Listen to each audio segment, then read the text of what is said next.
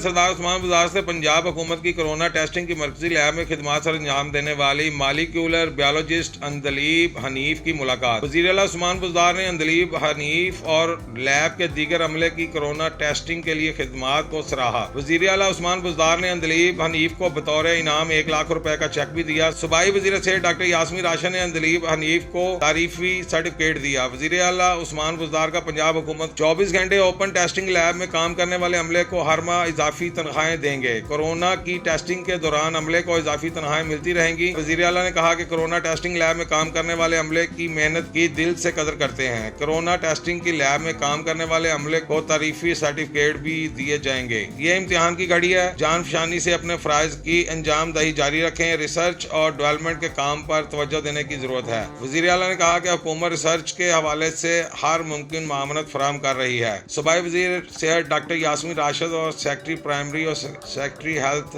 Captain retired Mohammad Usman भी इस मौके पर मौजूद थे। कैमरामैन वकार खान के साथ तनवीर सिंधु, 11 न्यूज़, लाहौर।